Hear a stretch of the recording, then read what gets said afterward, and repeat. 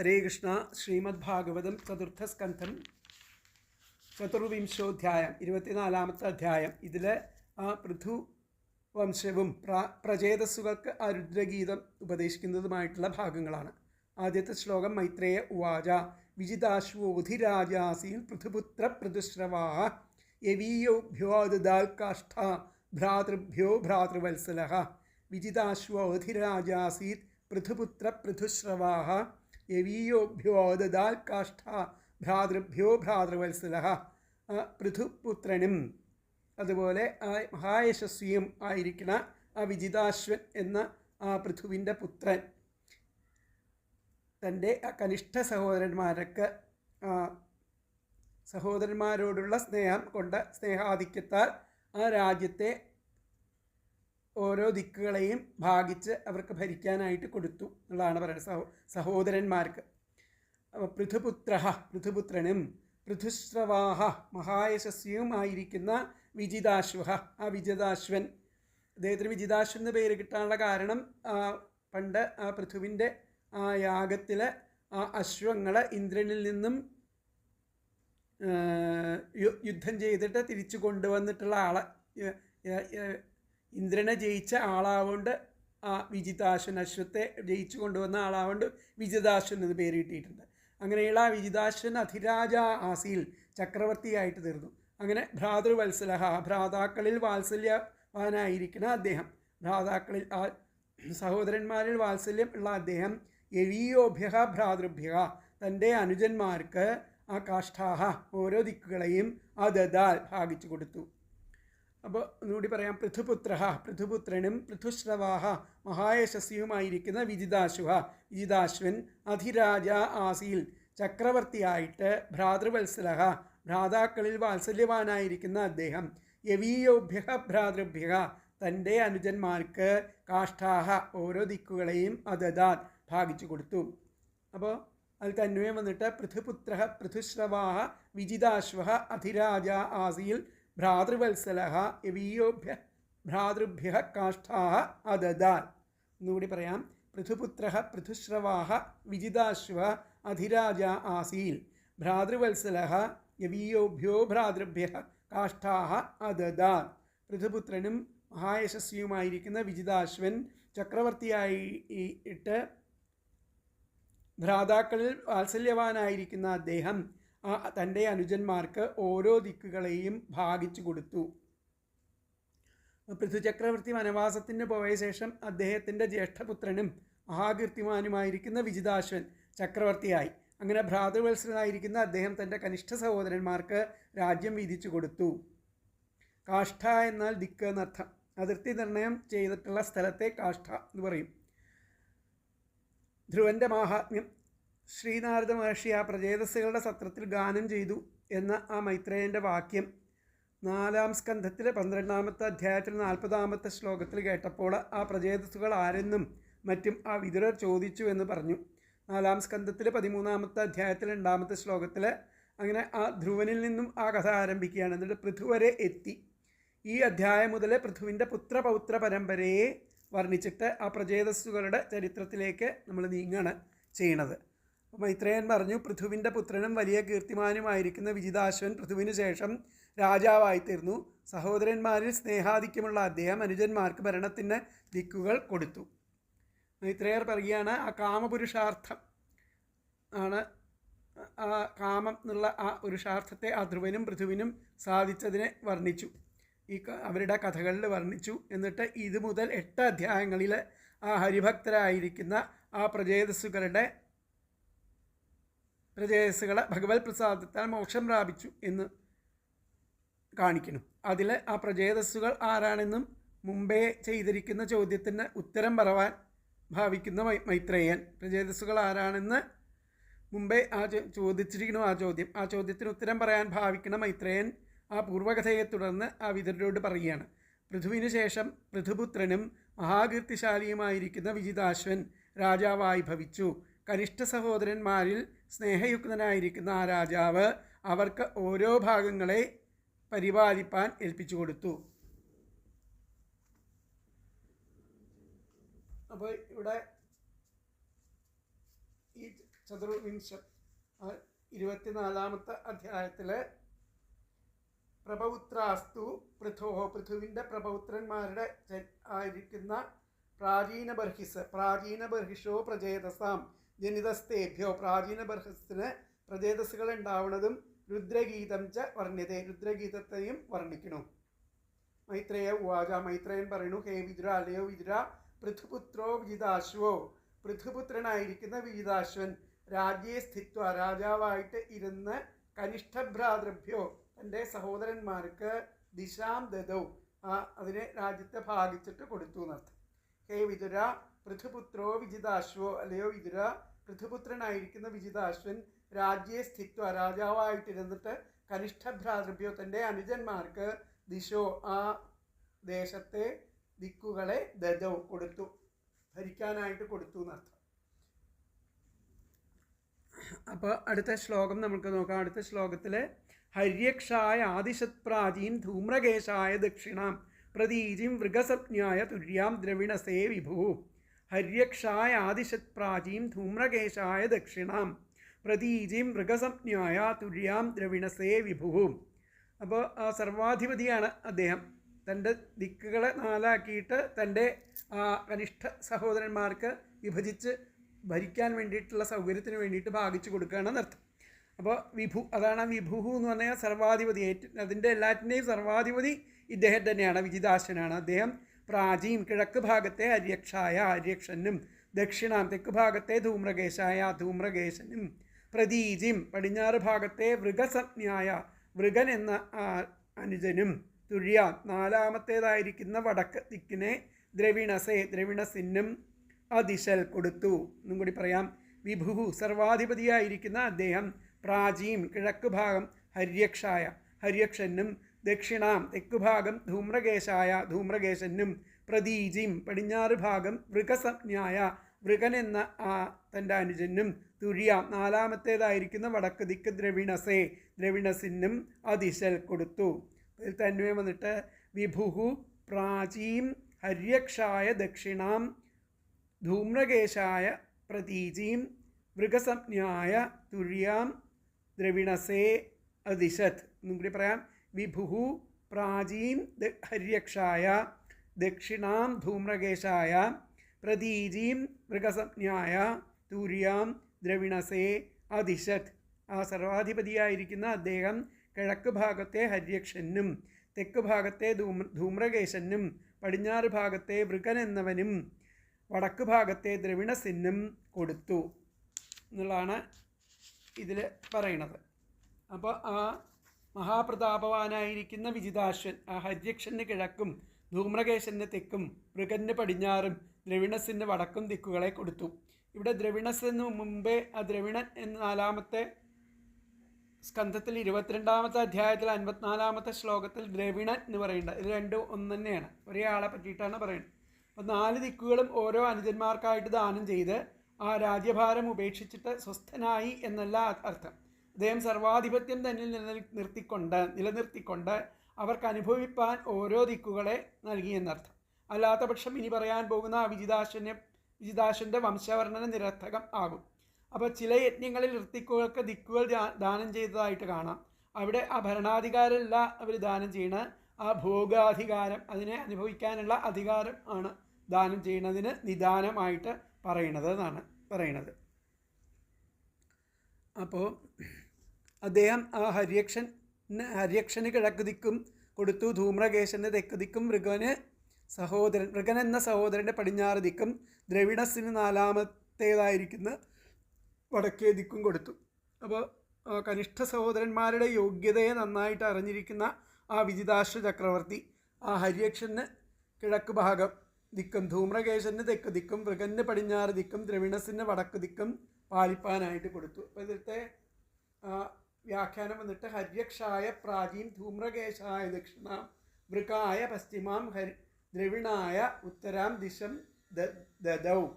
ഹര്യക്ഷന് ആ കിഴക്ക് ഭാഗവും ധൂമ്രകേശന് ദക്ഷിണ ഭാഗവും വൃഗന് പശ്ചിമ ഭാഗവും ദ്രവിണസിന് ഉത്തരഭാഗവും നൽകി. അതാണ് ഹര്യക്ഷായ പ്രാചീം ധൂമ്രകേശായ ദ്രവിണാം വൃകായ പശ്ചിമാം ദ്രവിണായ ഉത്തരാം ദിശം ദദൗ എന്നുള്ളതാണ് വ്യാഖ്യാനത്തിൽ പറഞ്ഞിരിക്കുന്നത്. അടുത്ത ശ്ലോകം നമുക്ക് നോക്കാം. അന്തർധാനഗതിം ശക്രാൽ ലബ്ധ്വാന്തർധാന സപ്നിത അപത്യത്രയമാധത്ത ശിഖണ്ഡിന്യാം സുസമ്മതം.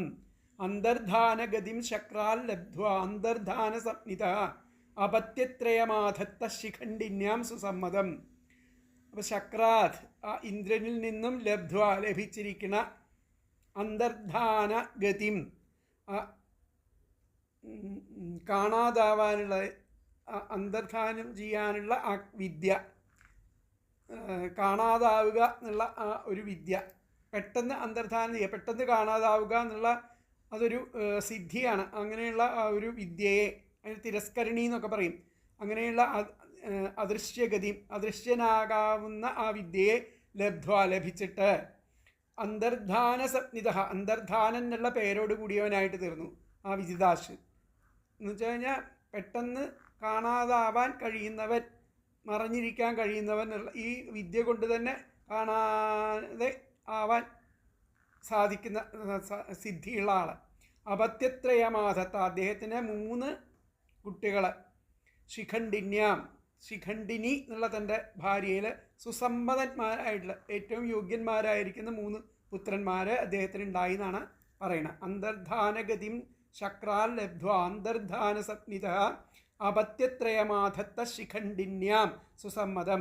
അപ്പോൾ ശക്രാത് ഇന്ദ്രങ്കിൽ നിന്ന് അന്തർധാനഗതിം അദൃശ്യനാകാവുന്ന വിദ്യയെ ലബ്ധ്വ സമ്പാദിച്ചിട്ട് അന്തർധാന സപ്നിത അന്തർധാനൻ എന്ന് അറിയപ്പെട്ടിരുന്ന അദ്ദേഹം ആ വിജിതാശ്വൻ ശിഖണ്ഡിന്യ ശിഖണ്ഡിനി എന്ന പത്നിയിൽ സുസമ്മതം സർവസമ്മതന്മാരായിരിക്കുന്ന അപത്യത്രയം 3 പുത്രന്മാരെ ആധത്ത ജനിപ്പിച്ചു.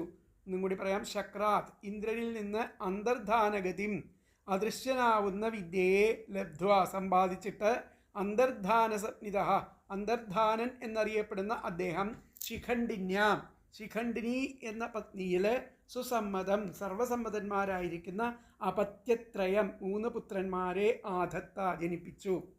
അതിൽ തന്വയം വന്നിട്ട് ശക്രാത് അന്തർധാനഗതിം ലബ്ധ്വ അന്തർധാന സപ്നിത ശിഖണ്ഡിന്യാം സുസമ്മത അപത്യത്രയം ആധത്ത എന്നുള്ളതാണ്. അപ്പോൾ ശക്രാത് അന്തർധാനഗതിം ലബ്ധ്വ അന്തർധാന സപ്നിത ശിഖണ്ഡിന്യാം സുസമ്മതം അപത്യത്രയം ആധത്ത. ഇന്ദ്രനിൽ നിന്നും അദൃശ്യനാവുന്ന ആ തിരസ്കരണീ വിദ്യയെ സമ്പാദിച്ചിട്ട് ആ അന്തർധാനൻ എന്നറിയപ്പെടുന്ന അദ്ദേഹം ആ ശിഖണ്ഡിനി എന്ന പത്നിയിൽ സർവസമ്മതന്മാരായിരിക്കുന്ന 3 പുത്രന്മാരെ ജനിപ്പിച്ചു. ആരും തന്നെ കാണാതിരിക്കത്തക്ക ആ തിരസ്കരണി എന്ന വിദ്യ ഇന്ദ്രനിൽ നിന്നും ലഭിച്ചതിനാലാണ് അന്തർധാനൻ എന്ന പൃഥുപുത്രന് നാമധേയം ലഭിച്ചത്. അദ്ദേഹത്തിന് പത്നിമാരായ ശിഖണ്ഡിനിയിൽ 3 സൽപുത്രന്മാരുണ്ടായി. ഇന്ദ്രനിൽ നിന്ന് അശ്വത്തെ വീണ്ടെടുത്തതിനാൽ വിജിതാശ്വൻ എന്ന പേര് കിട്ടി. ഇന്ദ്രനിൽ നിന്ന് അന്തർധാന വിദ്യ ലഭിച്ചവനാകയാൽ അന്തർധാനൻ എന്ന പേര് കിട്ടി. ഇദ്ദേഹത്തിൻ്റെ സ്വന്തം നാമധേയം എവിടെയും അതിനെ പറ്റിയിട്ട് എവിടെയും പറയണില്ല എന്നർത്ഥം. അപ്പോൾ ആ ഇന്ദ്രനിൽ നിന്നും അന്തർധാന ശക്തി സമ്പാദിച്ച അന്തർധാനൻ എന്ന് പ്രസിദ്ധനായിത്തീർന്ന അദ്ദേഹം വിജിതാശ്വൻ ശിഖണ്ഡിനി എന്ന തൻ്റെ പത്നിയിൽ സുസമ്മതരായിരിക്കുന്ന 3 പുത്രന്മാരെ ഉൽപ്പാദിപ്പിച്ചു.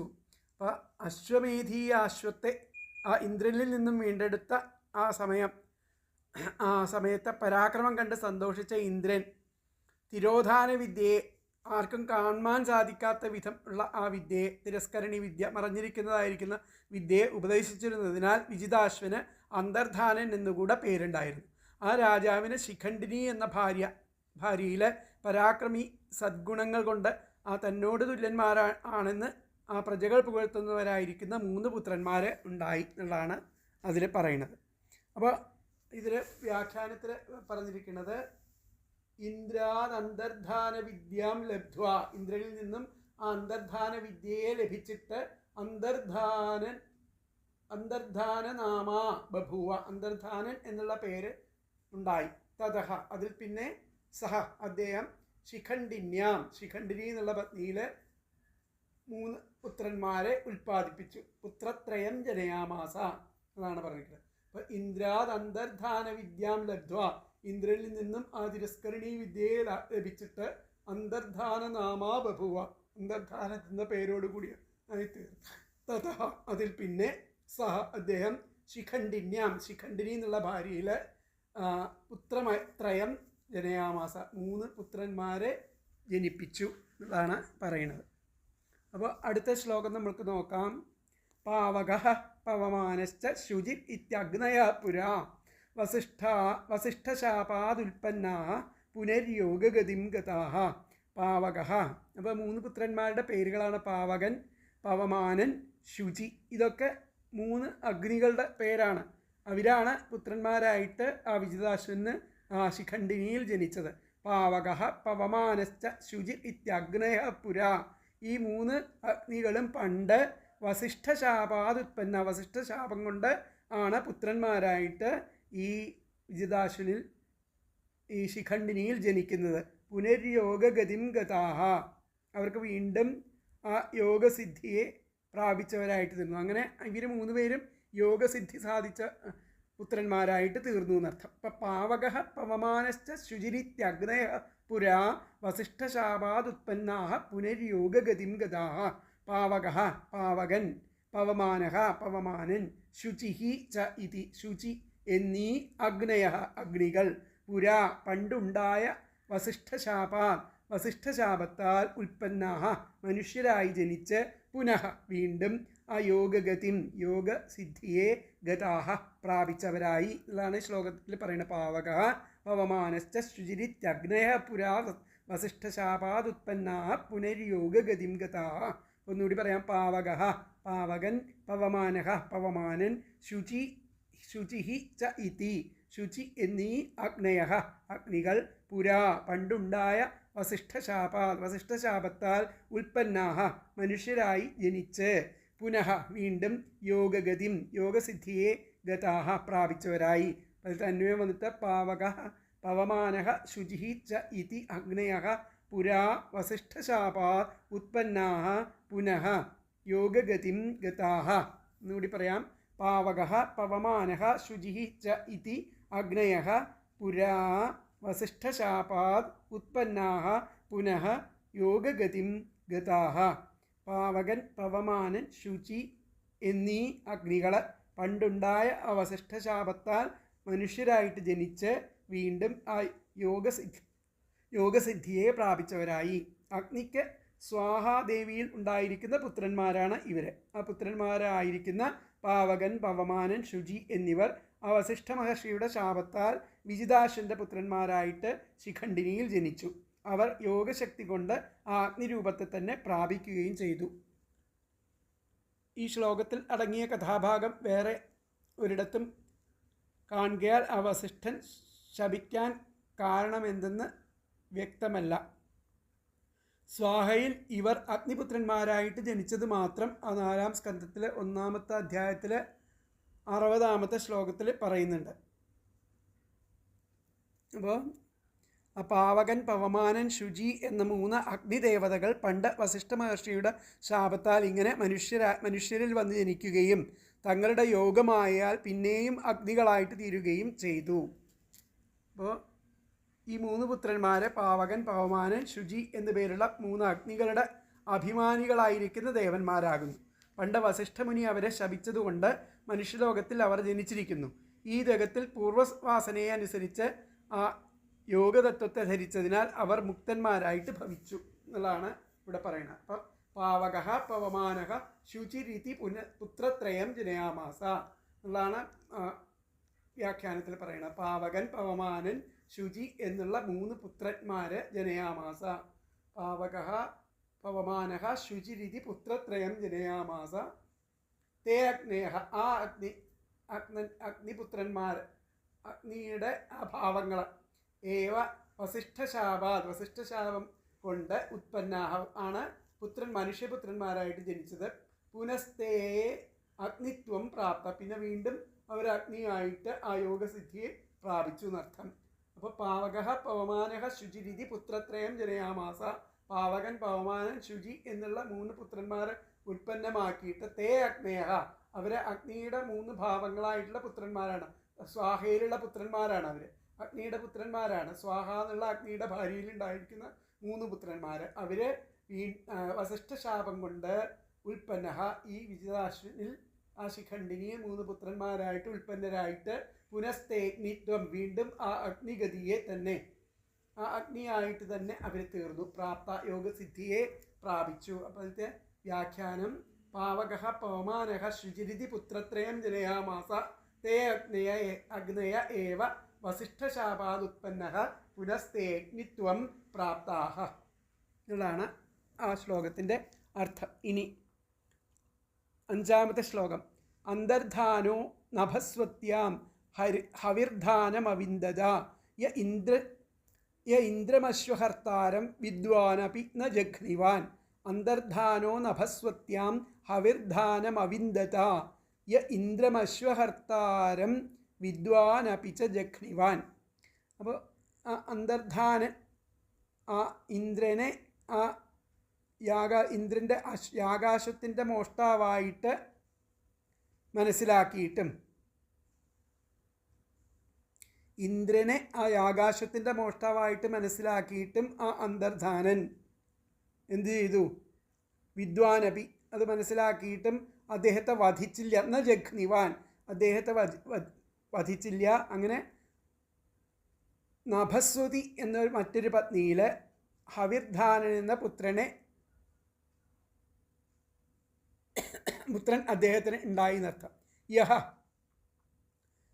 ഏത് ആ അന്തർധാനഹ അന്തർധാനൻ ആ അന്തർധാനൻ ഇന്ദ്രനെ ആകാശത്തിൻ്റെ മോഷ്ടാവായിട്ട് മനസ്സിലാക്കിയിട്ട് പോലും ന ജഘ്നിവാൻ വധിക്കാതെ ആയിരുന്നുവോ? വധിച്ചിട്ടില്ല. അവർ ആ വിജിതാശൻ തന്നെ നഭസ്വതി എന്ന പത്നിയിൽ ഹവിർധാനൻ എന്നു പേരുള്ള ഒരു പുത്രനെ പ്രാപിച്ചു. പുത്രനെ ജനിച്ചു അവരിൽ. അപ്പോൾ അന്തർധാനോ നഭസ്വത്യാം അന്തർധാനൻ ആ നഭസ്വതിയിൽ ഹവിർധാനമവിന്ദത ഹവിർധാനൻ എന്ന പുത്രനെ പ്രാപിച്ചു. യ ഇന്ദ്രമശ്വഹർത്താരം ആ വിജിതാശൻ ഇന്ദ്രനിൽ നിന്നും ഇന്ദ്രൻ അശ്വത്തെ കട്ടവനാണ് എന്ന് വിദ്വാൻ അപി എന്ന് മനസ്സിലാക്കിയിട്ട് കൂടി ന ജഘ്നിവാൻ അദ്ദേഹത്തെ കൊന്നില്ല എന്നുള്ളതാണ് ആ ശ്ലോകത്തിൽ പറയുന്നത്. അപ്പോൾ അതിലത്തെ പദങ്ങൾ നോക്കാം. യഹ ഏത് അന്തർധാനഹ അന്തർധാനൻ ഇന്ദ്രനെ അശ്വഹർത്താരം ആകാശത്തിൻ്റെ മോഷ്ടാവായിട്ട് വിദ്വാൻ അപി മനസ്സിലാക്കിയിട്ടും ന ജഘ്നിവാൻ വധിക്കുകയുണ്ടായില്ല. വധിക്കാതെ ഇരുന്നുവോ? നഭസ്വത്യാം ആ നഭസ്വതി എന്ന മറ്റൊരു പത്നിയിൽ ഹവിർധാനൻ എന്നു പേരായ പുത്രനെ അവിന്ദത പ്രാപിച്ചു. ഒന്നും കൂടി പറയാം. യഹ ഏത് അന്തർധാനഹ അന്തർധാനൻ ഇന്ദ്രനെ അശ്വഹർത്താരം ആ ആകാശത്തിൻ്റെ മോഷ്ടാവായിട്ട് വിദ്വാൻ അപി മനസ്സിലാക്കിയിട്ട് കൂടി ന ജഘ്നിവാൻ വധിക്കാതെ ഇരുന്നുവോ? നഭസ്വത്യാം ആ നഭസ്വതി എന്ന മറ്റൊരു പത്നിയിൽ ഹവിർധാനൻ എന്ന പുത്രനെ അവിന്ദത പ്രാപിച്ചു. അപ്പോൾ ഇതിൻ്റെ അന്വയം വന്നിട്ട് യഹ അന്തർധാനഹ ഇന്ദ്രം അശ്വഹർത്താരം വിദ്വാൻ അപി ന ജഘ്നിവാൻ നഭസ്വത്യാം ഹവിർധാനം അവിന്ദത. എന്നുകൂടി പറയാം. യഹ അന്തർധാനഹ ഇന്ദ്രം അശ്വഹർത്താരം വിദ്വാൻ അപി ന ജഘ്നിവാൻ നഭസ്വത്യാം ഹവിർധാനഹ അവിന്ദത. അപ്പോൾ ഏത് ആ അന്തർധാനൻ ഇന്ദ്രനെ ആ ആകാശത്തിൻ്റെ മോഷ്ടാവായിട്ട് മനസ്സിലാക്കിയിട്ടും വധിക്കാതെ ഇരുന്നുവോ? ആ അദ്ദേഹം നഭസ്വതി എന്ന വേറൊരു പത്നിയിൽ ഹവിർധാനൻ എന്ന പുത്രനെ പ്രാപിച്ചു എന്നാണ് ഈ ശ്ലോകത്തിൽ പറയണം. അപ്പോൾ ആകാശത്തെ അപഹരിച്ച ഇന്ദ്രനെ വിജിതാശ്വൻ തനിക്ക് അതിന് കഴിവുണ്ടായിട്ടും ആ ഇന്ദ്രനെ നിഗ്രഹിച്ചില്ല. ഇതിൻ്റെ പ്രത്യുപകാരം ആയിട്ടാണ് ഇന്ദ്രൻ തിരസ്കരണീ വിദ്യ ഉപദേശിച്ചതെന്നർത്ഥം. ആ വിജിതാശ്വന് നഭസ്വതി എന്ന വേറൊരു പത്നിയിൽ ഹവിർധാനൻ എന്നൊരു പുത്രനുണ്ടായി. അപ്പോൾ കുതിരയെ തട്ടിയെടുക്കുന്ന ഇന്ദ്രനെ മനസ്സിലാക്കിയിട്ടും നിഗ്രഹിക്കാൻ തുനിയാത്ത ആ അന്തർധാനൻ നഭസ്വതി എന്ന മറ്റൊരു പത്നിയിൽ ഹവിർധാനനെ പുത്രനായിട്ട് ഉൽപ്പാദിപ്പിച്ചു.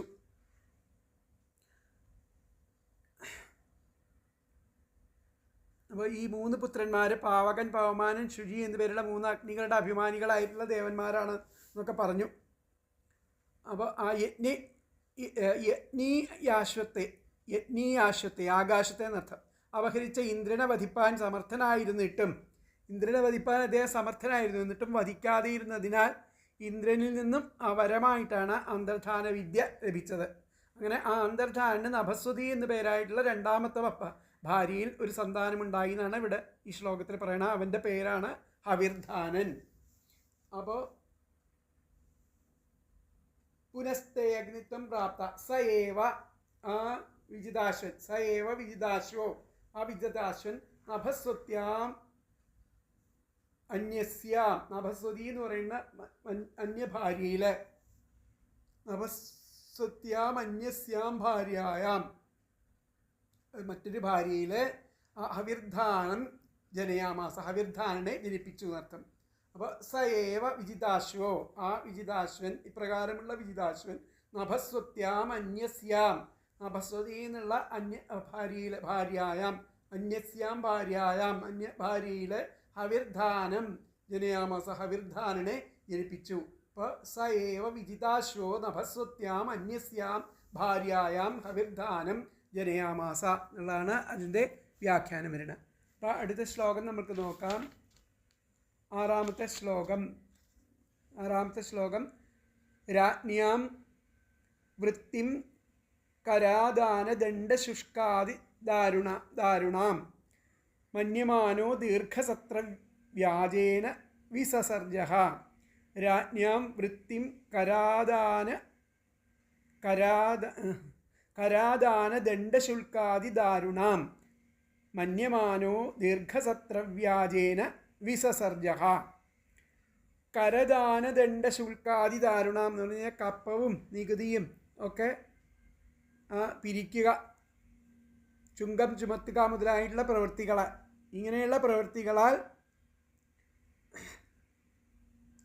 പ്രവൃത്തി ഉപദ്രവകരങ്ങളാണ് സ്വതവേ.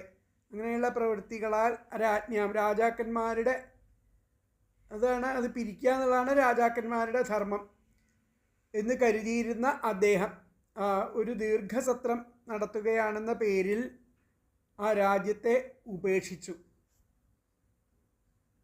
അപ്പോൾ എന്താ ഉണ്ടായത്? ആ വിജിതാശ്വൻ എന്ന് പറയുന്ന രാജാവ്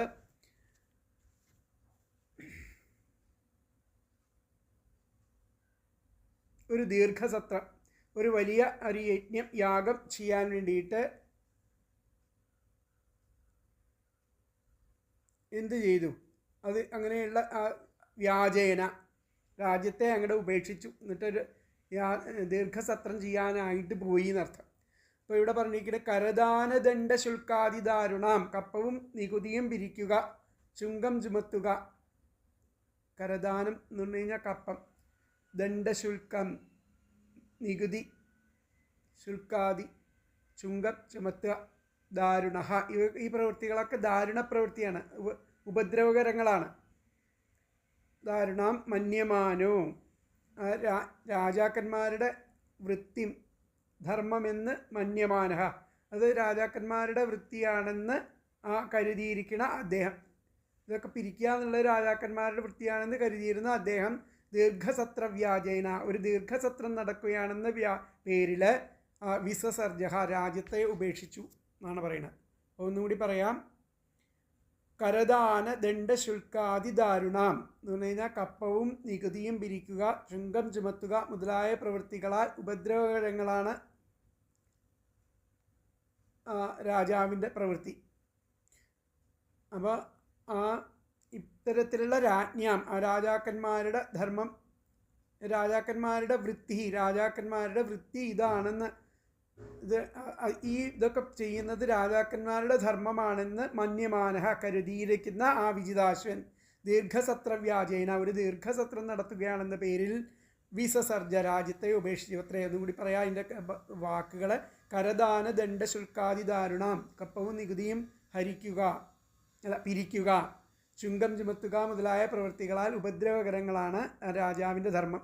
അങ്ങനെ ആ രാജാക്കന്മാരുടെ വൃത്തിയും അധർമ്മം എന്ന് മന്യമാനഹ മാനിച്ചിരുന്ന ആ വിജിതാശ്വൻ ദീർഘസത്ര വ്യാജേന ഒരു ദീർഘസത്രം നടത്തുന്നതാണെന്ന പേരിൽ ആ രാജ്യത്തെ വിസസർജ രാജ്യത്തെ ഉപേക്ഷിച്ചു. ഇതിലത്തെ ആ അന്വയം വന്നിട്ട് കരദാനദണ്ഡ ശുൽക്കാദി ദാരുണാം രാജ്ഞാം വൃത്തിം മന്യമാനഃ ദീർഘസത്രേണ വ്യാജേന ദീർഘസത്രവ്യാജേന വിസസർജ. ഒന്നുകൂടി പറയാം. കരദാനദണ്ഡശുൽക്കാദിദാരുണാം രാജ്ഞാം വൃത്തിം മന്യമാനഃ ദീർഘസത്രവ്യാജേന വിസസർജ. അപ്പോൾ കപ്പവും നികുതിയും പിരിക്കുക, ചുങ്കം ചുമത്തുക മുതലായ പ്രവൃത്തികളാൽ ഉപദ്രവകരങ്ങളായിരിക്കുന്ന ഇതൊക്കെ ആ രാജാക്കന്മാരുടെ ധർമ്മമെന്ന് മാനിച്ചിരുന്ന ആ വിജിതാശ്വൻ ഒരു ദീർഘസത്രം നടത്തുകയാണെന്ന പേരിൽ ആ രാജ്യത്തെ ഉപേക്ഷിച്ചു എന്നുള്ളതാണ് പറയുന്നത്. ഇവിടെ പ്രജകളിൽ നിന്ന് കപ്പം മുതലായ പിരിക്കുക എന്ന ആ രാജാവിൻ്റെ പ്രവൃത്തി ക്രൂരമാണെന്ന് കരുതിയ അന്തർധാനൻ. അങ്ങനെയാണ്. അവ പ്രജകളിൽ നിന്നും കപ്പം വാങ്ങിക്കുക, നികുതി വാങ്ങിക്കുക, ഇതൊക്കെ ഒരു ക്രൂരമായിട്ടുള്ള, ചുങ്കം ചുമത്തുക, ശിക്ഷ കൊടുക്കുക, ഇതൊക്കെ ക്രൂരവൃത്തിയാണെന്ന് മാനിച്ചു. അതൊക്കെ രാജാവിൻ്റെ ക്രൂരവൃത്തികളാണെന്ന് മാനിച്ചു വിജിതാശ്വൻ. അദ്ദേഹത്തിന് ആ രാജാവിൻ്റെ ഈ ധർമ്മത്തിൽ അത്ര താല്പര്യം ഉണ്ടായില്ല. ഇത്തരത്തിലുള്ള ഈ പ്രവർത്തികളിൽ താല്പര്യം ഉണ്ടായില്ല. പ്രജകളിൽ നിന്ന് കപ്പം മുതലായ പിരിക്കുക എന്ന രാജാവിൻ്റെ ആ ക്രൂരപ്രവൃത്തി ഇതൊക്കെയാണെന്ന് കരുതിയിരിക്കുന്ന രാജാവിൻ്റെ പ്രവൃത്തി ക്രൂരമാണെന്ന് കരുതിയ ആ അന്തർധാനൻ വിജിതാശ്വൻ ഒരു ദീർഘചക്രത്തിൽ ഇടപെടുകയാണെന്ന വ്യാജേന അദ്ദേഹം രാജ്യഭാരം ഉപേക്ഷിച്ചു. അദ്ദേഹത്തിന് ആ രാജ്യം ഭരിക്കാൻ വേണ്ടി താല്പര്യം ഉണ്ടായില്ല. അങ്ങനെ ആ രാജ്യഭാരം അദ്ദേഹം ഉപേക്ഷിച്ചു എന്നുള്ളതാണ് പറയുന്നത്.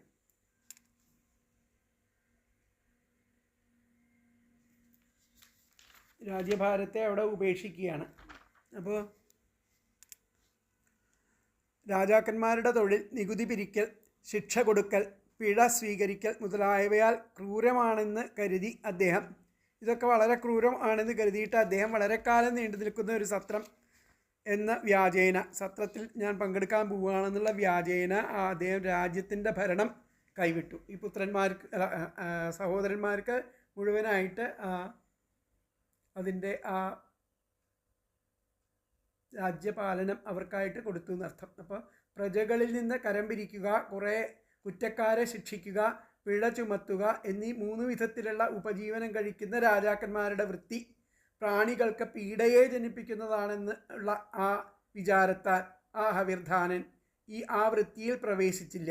ബഹുകാലം കൊണ്ട് അവസാനിക്കുന്നതായിരിക്കുന്ന ഒരു സത്രം നടത്തി. അതാണ് ആ ശ്ലോകം ഒന്ന് ശ്രദ്ധിച്ച്. രാജ്ഞാം വൃത്തിയും കരദാന ദണ്ഡശുൽക്കാദി ദാരുണ. ഇത്തരം പ്രവൃത്തികളൊക്കെ രാജാവിൻ്റേതായിരിക്കുന്ന ധർമ്മങ്ങൾ ആ ക്രൂരമായിരിക്കുന്ന ധർമ്മങ്ങളാണെന്ന് മാനിച്ചുകൊണ്ടാണ് അദ്ദേഹം ഈ രാജധർമ്മത്തെ ഉപേക്ഷിക്കുകയാണ്. എന്നിട്ട് ഒരു ദീർഘസത്രം നടത്തുകയാണെന്നുള്ള വ്യാജേന ആ രാജഭരണം അവിടെ ഉപേക്ഷിച്ചു എന്നർത്ഥം. അപ്പോൾ ഇതിൽ വ്യാഖ്യാനത്തിൽ എന്താ പറഞ്ഞതെന്ന് നോക്കാം. സ ഏവ വിജിതാശ്വോ നഭസ്വത്യാം അന്യസ്യാം ഭാര്യായാം ഹവിർധാനം ജനയാമാസ ഹവിർധാനോ രാജവൃത്തിം ദാരുണാം മത്വാ.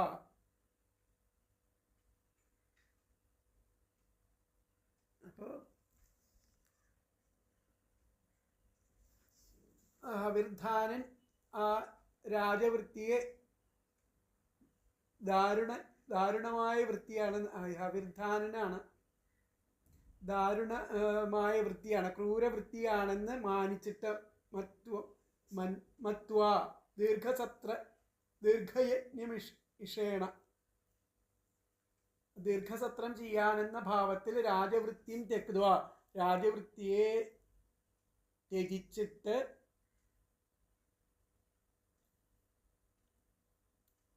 ഹരിം യജൻ ഹരിയെ യജിക്കാൻ വേണ്ടിയിട്ട് തല്ലോകം പ്രാപ ആ ലോകത്തിലേക്ക് പോയി. അപ്പം ഈ ഹവിർധാനനെ പറ്റിയിട്ടാണ് ഇതിൽ പറയണത്. നഭസ്വതിയിൽ ഉണ്ടായിരിക്കുന്ന ഹവിർധാനൻ സഹ അവിർധാനോ, ഇവിടെ അത് പറഞ്ഞിട്ടുണ്ട്. രാജ്ഞാം വൃത്തിം കരദാനദണ്ഡ ശുൽക്കാദി ദാരുണ മന്യമാനോ ദീർഘസത്രം വ്യാജേന വിസസർജ.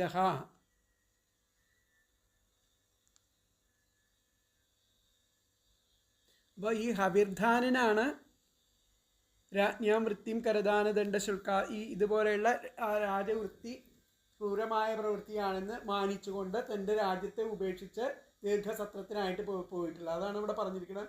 സ ഹവിർധാനോ, ആ ഹവിർധാനൻ രാജവൃത്തിം ദാരുണാം മത്വ, രാജവൃത്തി ദാരുണം ക്രൂരമായിട്ടുള്ള വൃത്തിയാണെന്ന് മത്വ മാനിച്ചിട്ട് ദീർഘയജ്ഞമിഷേണ ദീർഘയജ്ഞം ചെയ്യുകയാണെന്നുള്ള ആ വ്യാജേന രാജവൃത്തിയും ആ രാജവൃത്തിയും തെക്വ രാജവൃത്തിയെ ത്യജിച്ചിട്ട് ഹരിം യജൻ, ആ ഹരിയെ യജിക്കാൻ വേണ്ടിയിട്ട് ഭഗവാന് യജ്ഞം ചെയ്യാൻ വേണ്ടിയിട്ട് യജൻ തല്ലോകം, ആ ലോകത്തെ പ്രാപ എന്നാണ് ഇന്നത്തെ വ്യാഖ്യാനത്തിൽ പറയുന്നത്. അപ്പോൾ ഒന്നുകൂടി വ്യാഖ്യാനം നോക്കാം. സ ഹവിർധാനോ രാജവൃത്തിം ദാരുണാം മത്വ ദീർഘയജ്ഞമിഷേണ രാജവൃത്തിം തെക്വ ഹരിം യജൻ തല്ലോകം പ്രാപ എന്നാണ് ഇതിൽ പറയുന്നത്. അപ്പോൾ അടുത്ത ശ്ലോകം നമുക്ക് നോക്കാം. തത്രാപി ഹംസം പുരുഷം പരമാത്മാനമാത്മദൃക് യജസ്തം ലോകതാം ആപ കുശലേന സമാധിന. തത്രാപി ഹംസം പുരുഷം പരമാത്മാനമാത്മദൃക് യജംസ്തല്ലോകതാം ആപ യജംസ്തല്ലോകതാമാപ കുശലേന സമാധിന. അങ്ങനെ ആ ആത്മജ്ഞാനിയായിരിക്കുന്ന ആ ഹവിർധാനൻ തത്ര ആപഹ, അവിടെ ആശ്രിതന്മാരുടെ ക്ലേശത്തെ ശമിപ്പിക്കുന്ന ഹംസം എന്ന് പറഞ്ഞു കഴിഞ്ഞാൽ ആശ്രിതന്മാരുടെ ക്ലേശത്തെ ശമിപ്പിക്കുന്ന പരമാത്മാനം, ആ പുരുഷനായിരിക്കുന്ന പരമാത്മസ്വരൂപിയായിരിക്കുന്ന ആ കൗശലത്തോടു കൂടിയിട്ട് ആ ഭഗവാനെ യജിച്ചുകൊണ്ട് ആ സമാധിയിലൂടെ ആ സാലോക്യമുക്തിയെ കൈവരിച്ചു. യജംസ്തല്ലോകതാം ആപ, ആ ഭഗവാന്റെ ലോകത്തെ പ്രാപിച്ചു. കുശലേന, വളരെ കൗശലത്തോടു കൂടിയിട്ട് സമാധി കൊണ്ട് ആ ലോകത്തെ പ്രാപിച്ചു എന്നാണ് പറയുന്നത്. തത്രാപി ഹംസം പുരുഷം പരമാത്മാനമാത്മദൃക് യജംസ്തല്ലോകതാം ആപ കുശലേന സമാധിന. പല പദങ്ങൾ.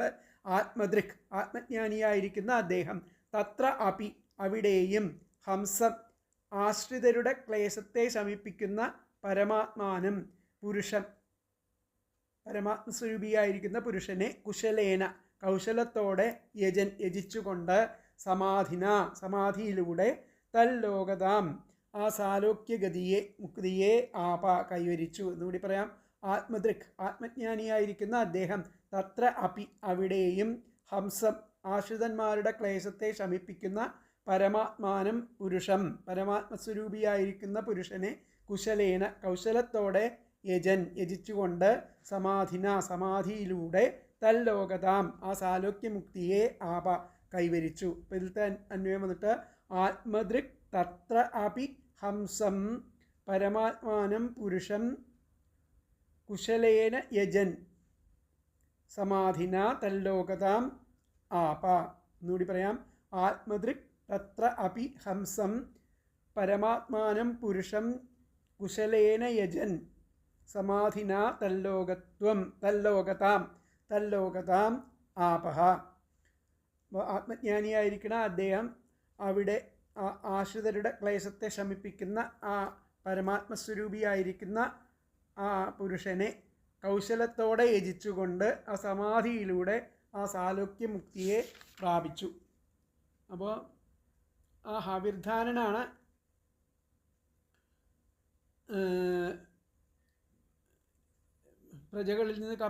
ഹവിർധാനൻ ആണ് പ്രജകളിൽ നിന്നും കപ്പം മുതലായിരിക്കുന്ന ആ പിരിക്കുക എന്ന രാജാവിൻ്റെ പ്രവൃത്തി ക്രൂരമാണെന്ന് കരുതിയിരിക്കുന്ന ആ വിജിതാശ്വൻ, ഇവിടെ വിജിതാശ്വൻ എന്നാണ് പറയുന്നത്. ദീർഘസത്രത്തിൽ ഇടപെടുന്ന രാജേന രാജ്യഭാരം ഉപേക്ഷിച്ചു. മറ്റേലെ വ്യാഖ്യാനത്തിൽ ഹവിർധാനൻ എന്നും പറയുന്നുണ്ട്. ആത്മജ്ഞാനിയായിരിക്കുന്ന അദ്ദേഹം ആശ്രിതന്മാരുടെ ക്ലേശങ്ങളെ നശിപ്പിക്കുന്നത് നമുക്ക് വായിച്ചു നോക്കാം, പഠിച്ചു നോക്കാം, പറയാൻ പറ്റും. ആത്മജ്ഞാനിയായിരിക്കുന്ന അദ്ദേഹം ആശ്രിതരുടെ ക്ലേശങ്ങളെ നശിപ്പിക്കുന്നവനും പരമാത്മാസ്വരൂപിയായിരിക്കുന്ന മഹാവിഷ്ണുവെ സമാധിയിലൂടെ ആരാധിച്ച് സാലോക്യമുക്തിയെ പ്രാപിച്ചു.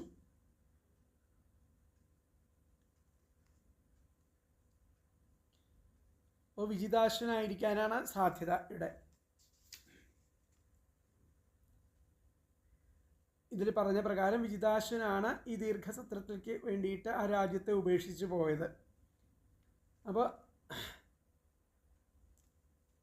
പ്രജകളിൽ നിന്ന് കപ്പം മുതലായ പിരിക്കുക, ശിക്ഷ കൊടുക്കുക ഇങ്ങനെയൊക്കെയുള്ള രാജാവിൻ്റെ പ്രവൃത്തി ക്രൂരമാണെന്ന് കരുതിയ അന്തർധാനൻ വിജിതാശൻ ഒരു ദീർഘസത്രത്തിൽ ഇടപെടുകയാണെന്ന വ്യാജേന രാജ്യഭാരം ഉപേക്ഷിച്ചു. അങ്ങനെ ആത്മജ്ഞാനിയായിരിക്കണം അദ്ദേഹം. വിജിതാശനെയാണ് ആത്മജ്ഞാനിയായിട്ട് പറയുന്നത്, ഹവിർധാരനെയല്ല, പുത്രനെയല്ല എന്നർത്ഥം. ആ വ്യാഖ്യാനത്തിൽ എന്തോ തെറ്റുപറ്റിയതാണെന്ന് തോന്നുന്നു. ഏതായാലും ആത്മജ്ഞാനിയായിരിക്കുന്ന ആ വിജിതാശൻ ആ ആശ്രിതന്മാരുടെ ക്ലേശങ്ങളെ നശിപ്പിക്കുന്നവനും പരമാത്മസ്വരൂപിയുമായിരിക്കുന്ന മഹാവിഷ്ണുവിനെ സമാധിയിലൂടെ ആരാധിച്ചിട്ട് സാലോക്യമുക്തിയെ പ്രാപിച്ചു എന്നുള്ളതാണ് പറയുന്നത്. അപ്പോൾ ആത്മജ്ഞാനിയായിരിക്കുന്ന ആ വിജിതാശൻ ആ സത്രത്തിൽ സർവക്ലേശനാശകനും പരമപുരുഷനുമായിരിക്കുന്ന ഭഗവാനെ മംഗളസമാധി കൊണ്ട് യജിക്കുന്നവനായിട്ട് അവിടുത്തെ ദിവ്യമംഗളസ്ഥാനത്തെ പ്രാപിച്ചു. അപ്പോൾ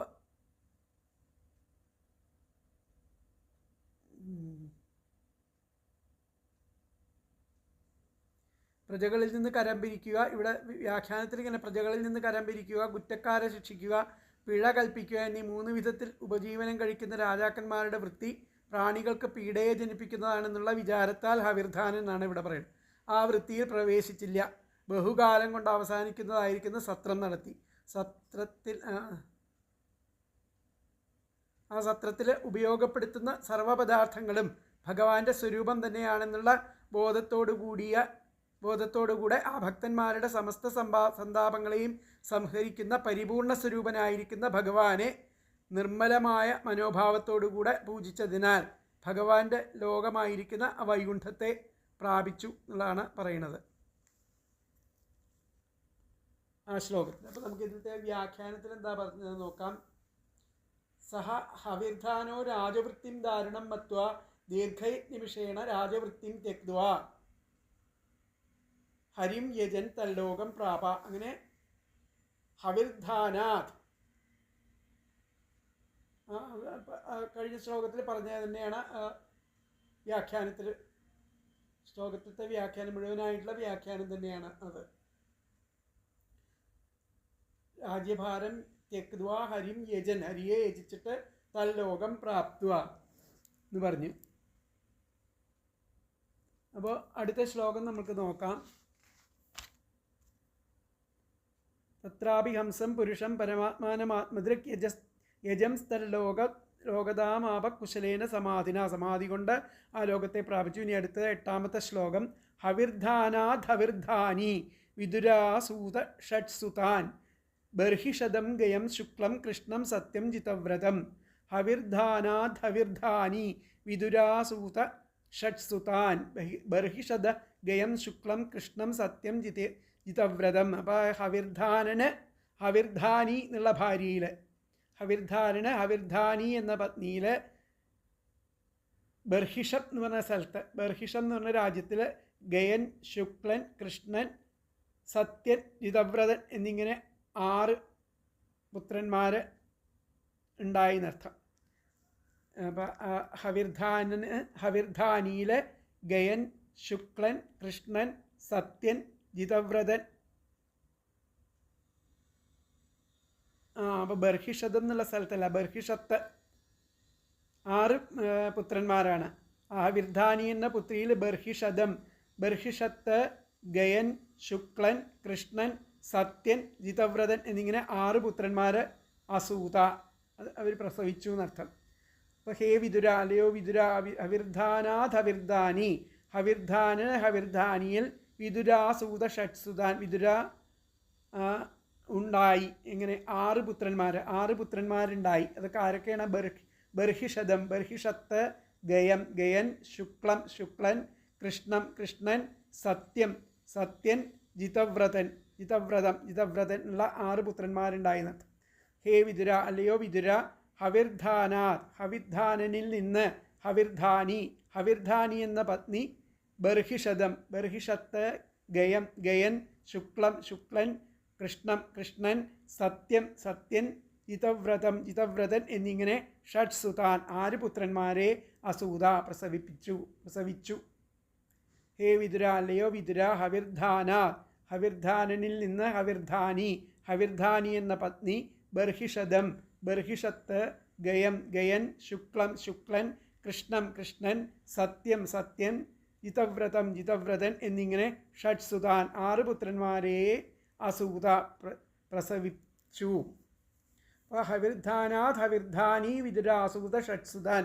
ഹവിർധാനിന് ഹവിർധാനിയിൽ വിദുര 6 പുത്രന്മാർ ജനിച്ചു. അവർ ബർഹിഷദൻ, ഗയൻ, ശുക്ലൻ, കൃഷ്ണൻ, സത്യൻ, ജിതവ്രതൻ ഇവരാണ്. ആദ്യത്തെ അന്വയം വന്നിട്ട് ഹേ വിദുര ഹവിർധാനാത് ഹവിർധാനി ബർഹിഷദ ഗയം ശുക്ലം കൃഷ്ണം സത്യം ജിതവ്രതം ഷഡ്സുതാൻ അസൂത എന്നാണ്. എന്നോട് പറയാം. ഹേ വിദുര ഹവിർധാനാൽ ഹവിർധാനി ബർഹിഷദം ഗയം ശുക്ലം കൃഷ്ണം സത്യം ജിതവ്രതം ഷഡ്സുതാൻ അസൂത. വിദുര ഹവിർധാനനിൽ നിന്ന് ഹവിർധാനി എന്ന പത്നി ബർഹിഷത്ത്, ഗയൻ, ശുക്ലൻ, കൃഷ്ണൻ, സത്യം, ജിതവ്രതൻ എന്നിങ്ങനെ 6 പുത്രന്മാരെ പ്രസവിച്ചു. അപ്പോൾ വിദുര ഹവിർധാനൻ്റെ പത്നിക്ക് അദ്ദേഹത്തിൽ നിന്ന് ബർഹിഷദൻ, ഗയൻ, ശുക്ലൻ, കൃഷ്ണൻ, സത്യൻ, ജിതവ്രതൻ എന്നീ 6 പുത്രന്മാരുണ്ടായി.